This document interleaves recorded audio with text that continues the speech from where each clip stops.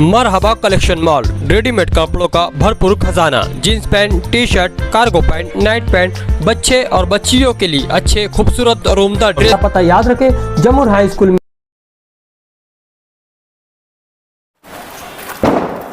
मैं मौलाना अब्दुल कय्यूम कासमी, सदर जमीयत उलमा ज़िला नासिक।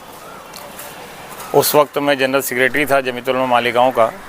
मालेगांव कब्रस्तान और मुशावरत चौक के अंदर 8 सितंबर 2006 को धमाका हुआ था और उसमें 31 लोग शहीद हुए थे और तकरीबन 400 लोग जो है वो ज़ख्मी हुए थे। गवर्नमेंट ने सबको मुआवजा भी दिया। उसके बाद जो है बहुत दिनों तक जो है मुसलमान लोगों को जो है आरोपी बनाया गया, 7-8 लोगों को, और उसके बाद जो है उनको जो है मुकदमा उनके ऊपर से वापस लिया गया, बाइज़्ज़त उनको बरी कर दिया गया। उसके बाद जो है मध्य प्रदेश से 4 लोगों को गिरफ़्तार किया गया था। NIA की हमने उसमें भी मदद की थी और उसके अंदर ये बात सामने आई थी कि मध्य प्रदेश के लोग जो हैं वो लोग इसके अंदर जो है अरेस्ट हुए हैं। आज जो है वो मुकदमे से उनको भी बरी कर दिया गया। आखिर ये लोग जो है नहीं है मुजरिम तो फिर कौन, ये सवाल पैदा होता है। हालांकि इतना बड़ा हादसा हुआ, इतने लोग ज़ख्मी हुए, शहीद हुए, तो इसके अंदर आरोपी कोई ना कोई है। गवर्नमेंट इस सिलसिले में जो है सुस्त रफ्तारी से काम ले रही है, बल्कि मैं ये कहूँ कि इंसाफ में ताख़ीर वो जो है नाइंसाफ़ी के मुतरादिफ है। तो ऐसी सूरत में गवर्नमेंट को चाहिए कि इनके ख़िलाफ़ जो है वो अपील करे ऊपर की कोर्ट में। अगर ऊपर की कोर्ट में गवर्नमेंट जैसा कि मालेगांव के मुलजिमों के बारे में अपील की है, तो इनके बारे में भी हमारी महाराष्ट्र गवर्नमेंट से गुजारिश है कि वो अपील में जाए। अगर वो अपील में नहीं जाएगी तो उस सिलसिले में हम जमीयत उलमा से मुतालबा करेंगे महाराष्ट्र की कि वो इस सिलसिले में गौर फिक्र करे और जिस तरह 2008 के सिलसिले में कोर्ट गई हुई है, 2006 के बारे में भी वो कोर्ट में जाए।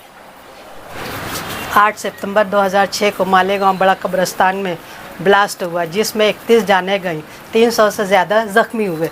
इस केस की इन्वेस्टिगेशन पहले ATS ने किया, उसके बाद CBI को ट्रांसफ़र किया, CBI के बाद नेशनल NIA को केस ट्रांसफ़र किया गया। इसी दौरान असीमानंद का कन्फेशनल स्टेटमेंट आया। असीमानंद के कन्फेशनल स्टेटमेंट के बाद 9 आरोपी उनको जो है बेल मिली और 2015 में उनको केस से डिस्चार्ज किया गया। उसमें 9 मुस्लिम नौजवानों को गिरफ़्तार किया गया था। इसके बाद NIA ने 4 हिंदू लोगों को आरोपी बनाया। वो केस आज तक के पेंडिंग था। इन्होंने ट्रायल कोर्ट में कोर्ट ने इनके खिलाफ चार्ज फ्रेम किया, मगर ये चार्ज फ्रेम होने के बाद ये लोग हाई कोर्ट में गए। हाई कोर्ट में इन्होंने डिस्चार्ज दाखिल किया। चीफ जस्टिस ने इनकी खुद उसकी सुनवाई की और नाकाफ़ी सबूत होने की वजह से उनको उस केस से डिस्चार्ज किया गया।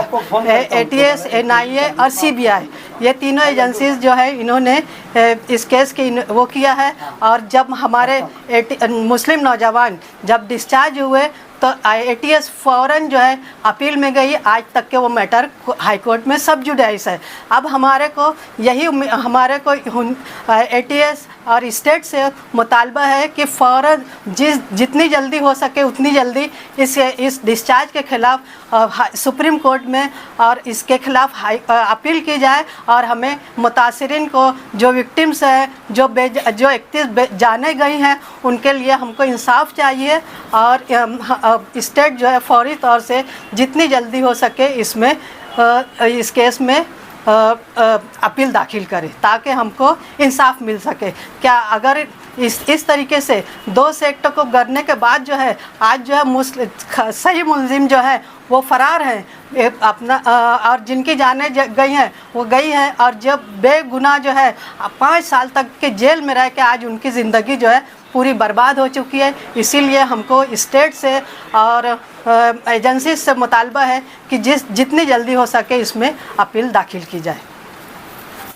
आज honourable chief justice Bombay high court ने जो 4 लोग जो हैं उनको गिरफ़्तार किया गया था बाद में, और 4-5 साल तक की जेल में रहे, और उन्होंने भी अपनी डिस्चार्ज एप्लीकेशन दाखिल किया था मकोका कोर्ट में, जिसको मकोका कोर्ट ने रिजेक्ट कर दिया था और उनका चार्ज फ्रेम करके केस चलाने की बात की थी। तो उस ऑर्डर के ख़िलाफ़ ये जो 4 आरोपी हैं उन लोगों ने हाई कोर्ट में अपील की, और वो अपील के ऊपर आज honourable chief justice of Bombay high court ने यह फैसला दिया कि इनके खिलाफ़ नाकाफ़ी सबूत हैं और इसलिए मैं इनको डिस्चार्ज कर रहा हूँ। ये केस आज 20 साल के बाद ये इसी उसमें उधेड़बुन में चलता रहा है। अब हमारा सवाल गवर्नमेंट से, NIA से, ATS से ये है कि जिस तरीके से उन्होंने इसके पहले मालेगांव के 9 मुलजमीन को मकोका कोर्ट ने डिस्चार्ज किया था, उसके खिलाफ़ सरकार और ATS ने बम्बई हाई कोर्ट में अपील करके वो अपील दाखिल की है और आज वो पेंडिंग है।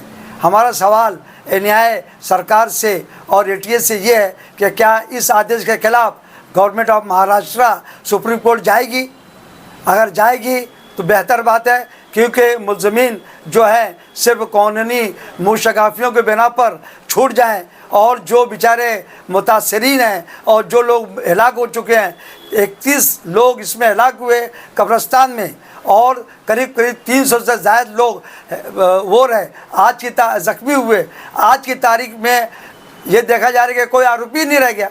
तो इसका मतलब क्या है? ये बम ब्लास्ट हुआ, मुसलमानों की जान गई, नाहक जान गई, और बेचारे मासूम लोग मारे गए, और उनके मुतासरीन को इसका कोई हक और कोई इख्तियार नहीं मिल रहा है। इस बारे में हम सरकार और महाराष्ट्र की गवर्नमेंट से पुरजोर अपील करेंगे कि वो इस आदेश के खिलाफ फौरी तौर पर सुप्रीम कोर्ट में अपील दाखिल करे, और OP मेहरा साहब को इस मामले में एडवोकेट जनरल जो है गवर्नमेंट के, उनको खड़ा करके फ़ौरन इसके खिलाफ अपील दाखिल की जाए, ऐसे हमारी डिमांड है। अगर इस मामले में गवर्नमेंट ऑफ महाराष्ट्र, ATS और NIA ने कोई गफलत बरती तो हम मुतासरीन की जानिब से जमीयतुल उलमा महाराष्ट्र अपने सुप्रीम कोर्ट में अपील दाखिल करेगी और हक इंसाफ की लड़ाई लड़ेगी। जो मामला जो कुछ भी हुआ है 2006 का हुआ है, जो ब्लास्ट हुआ था बड़े कब्रिस्तान के अंदर, ऐन शब बारात के वक्त हुआ था, और लोग नमाज़ पढ़ रहे थे, और नमाज के दौरान में ये बम ब्लास्ट किया गया है। तो यह हमारा कहना है कि इस मामले में गवर्नमेंट ऑफ महाराष्ट्र मुतासरीन और जो महरूमीन हैं उनके साथ इंतसाब करते हुए, अगर हक और इंसाफ बाकी है उनके दिलों में, अगर वो किसी तासुब और उसके ऊपर नहीं पढ़ना चाहती है गवर्नमेंट, तो गवर्नमेंट को चाहिए कि हम भी भारतीय चेहरे हैं, हम भी भारतीय हैं, हमारी जान और माल की हिफाजत करने का हमको भी कॉन्स्टिट्यूशन ने वो दिया है, और गवर्नमेंट के ऊपर भी पाबंदी है। इसलिए गवर्नमेंट ऑफ महाराष्ट्र, NIA या ATS जो भी एजेंसी है फौरी तौर पर सुप्रीम कोर्ट में अपील दाखिल करे। इसके लिए हमारा गवर्नमेंट ऑफ महाराष्ट्र से और तमाम हुकूमत ऐसा नहीं करती है, और हुकूमत अगर ये नहीं करती है तो जमीयतुल उलमा महाराष्ट्र जो है फौरी तौर पर अपनी अपील जो है सुप्रीम कोर्ट में दाखिल करेगी, और मुतासरीन को हक और इंसाफ मिले उसके लिए पूरी कोशिश करेगी।